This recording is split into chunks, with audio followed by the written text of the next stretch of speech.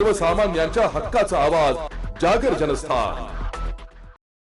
Coromandel international limited कंपनीतर्फे कांदा पीक चर्चासत्र नेर येथे संपन्न। याबाबत अधिकृत असे की धुळे तालुक्यातील नेर येथील जानकी ॲग्रो पाचोडशेड देऊर रस्ता नेर या ठिकाणी कोरोमंडल इंटरनॅशनल लिमिटेड कंपनीच्या वतीने कांदा पीक चर्चासत्र घेण्यात आलं, ज्यात प्रामुख्याने निर्माण परिसरातील पंचक्रोशीतील शेतकऱ्यांसाठी कांदा या पिकातील खत व्यवस्थापन या विषयावर सविस्तर असे मार्गदर्शन व पीक परिसंवाद या ठिकाणी आयोजित करण्यात आला होता। यावेळी शेकडोंच्या संख्येने शेतकरी वर्ग देखील उपस्थित होता। तर कांदा पीक कसे घ्यावे, कांदा पिकासाठी लागवडीसाठी लागणारे व्यवस्थापन या संदर्भात या सर्व ठिकाणी सखोल असे चर्चासत्र व त्याचबरोबर मार्गदर्शन करण्यात आले। तर सदरच्या कार्यक्रमाप्रसंगी या ठिकाणी प्रमुख मार्गदर्शक म्हणून कोरोमंडल इंटरनॅशनल लिमिटेड विभागीय कृषी विद्यावेत्ता डॉक्टर विनेश रेगे, कृषी महाविद्यालय धुळे उद्यान विद्या विभाग निवृत्त शास्त्रज्ञ श्रीधर देसले यांचे सखोल असे या ठिकाणी मार्गदर्शन लाभले। तर प्रमुख उपस्थिती धुळे जिल्हा कृषी अधिकारी सुरज जगताप, महाराष्ट्र राज्य कांदा व भाजीपाला पिकांचे धोरण व उपाययोजना समिती मुंबई सदस्य तथा माजी जिल्हा परिषद सदस्य तथा लोकनियुक्त sarpanch Shankarrao Khalane, ADO Dhule Sitaram Chaudhari, Coromandel international limited विभागीय व्यवस्थापक नामदेव भुजाडे, गुणवत्ता नियंत्रण अधिकारी धुळे अरुण तायडे आदी मान्यवर पदाधिकारी यांची प्रमुख उपस्थिती लाभली आहे।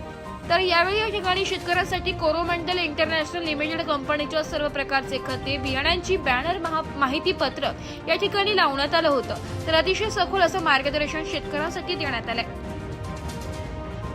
जागर जनस्थानसाठी प्रतिनिधी रूपक बिरारी, धुळे। आणि नवीन जळणघळण जी असते जागतिक स्तरावर आणि देश स्तरावर काय चालू आहे या गोष्टी समजाव्यात म्हणून हे चर्चासत्र घेण्याचा खास उद्देश असतो। कारण स्पर्धेच्या युगामध्ये आज वाढता खर्च, मजुरी वाढली, सगळ्याच गोष्टी वाढलेल्या आहेत आणि अशा परिस्थितीमध्ये शेतकऱ्यांना शेती करणं खूप अवघड होत आहे आणि याच्यामधून शेतकऱ्यांना कमी खर्चामध्ये येणाऱ्या नवीन जाती, त्याचप्रमाणे नवीन माहिती तंत्रज्ञान आणि कमी खर्चामध्ये कसं जास्त उत्पन्न काढता येईल आणि जो काही उत्पन्न क्षमताची कमी होते ती कशी वाढवता येईल या संदर्भात हा आपला प्रयत्न असतो। म्हणून आम्ही नुसतं व्यवसाय न करता सरांनी सांगितलं की त्याच्याबरोबर शेतकऱ्याची अटॅचमेंट असते, त्याच्या या सगळ्या गोष्टी नवीन कंपन्या, ही कोरोमंडल जी कंपनी आहे खूप मोठी कंपनी आहे आणि हिचे जे प्रोडक्ट आहेत क्वालिटीचे आणि दर्जेदार आहेत। खरं जर तुम्हाला सांगतो की या कंपन्यांचे एजन्सी मिळत नाही आणि हे मिळवण्यासाठी आपल्याला खूप मोठं त्यांना मायलेज द्यावं लागतं, क्वालिटी द्यावं लागते, त्यांचं टार्गेट करावं लागतं आणि आपल्याला जरी 4 गोष्टी लागत असतील तर दुसऱ्या 10 गोष्टी आपल्याला त्यांच्या विकाव्या लागतात। अशा माध्यमातून या कॉम्पिटिशनच्या युगामध्ये त्यांच्याकडून एजन्सी घेणं आणि ते प्रोडक्ट शेतकऱ्यापर्यंत पोहोचवणं ही व्यापाऱ्याला आव्हान असतं आणि ते सगळ्या गोष्टीतून आपण प्रयत्न करत असतो आणि याच्या कंपनीचा सगळा जो प्लॅटफॉर्म आहे हा शेतकऱ्यांपर्यंत पोहोचला पाहिजे म्हणून आपला प्रयत्न असतो आणि त्याच्यातूनच हा कार्यक्रम घ्यायचा उद्देश असतो।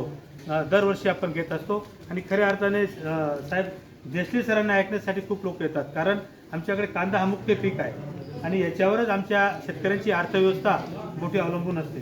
तुम्ही येताना जे मोठे मोठे घरं बघितली, जे बंगले बघितले शेतकऱ्यांचे, ते कांद्याच्या जीवावर झालेले आहेत, कांद्याच्या त्याच्यावर झालेले आहेत। परंतु आता जी काही थोडीशी कांद्याची ग्लोबल परिस्थिती खराब झालेली आहे म्हणून शेतकऱ्यांना नवीन काय करता येईल आणि त्याचे उत्पन्न कसं वाढवता येईल आणि त्याची स्टोरेज क्षमता म्हणजे तो स्टॉक पण झाला पाहिजे। कारण जेव्हा मार्च एप्रिलमध्ये माल निघतो त्यावेळेस रेट कोसळलेले असतात आणि तोच जर माल आपण टिकाऊ निर्माण केला आणि तो कसा टिकवायचा, त्याला स्टोरेज कसं करायचं, त्याचं स्टोरेज जास्तीत जास्त कसं होईल यासाठी सुद्धा देसले साहेबांनी मार्गदर्शन करावं एक स्टोरेजवर आणि त्याच्यानंतर आमचं होणारं उत्पन्न कमी। कारण आपण जर बाकी देशात म्हणतो चायना आहे, त्याच्यानंतर पाकिस्तान सुद्धा आपल्यापेक्षा उत्पन्न जास्त आहे, त्याच्यानंतर वेगवेगळ्या देशामध्ये आपल्यापेक्षा ज्यांचं उत्पन्न जास्त झालेलं आहे आणि कांद्याची परिस्थिती अशी होऊन गेली साहेब की इथून लोक बियाणं घेऊन जात आहेत परदेशामध्ये।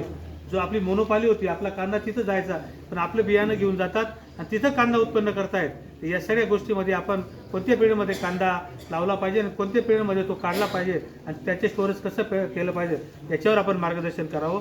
म्हणून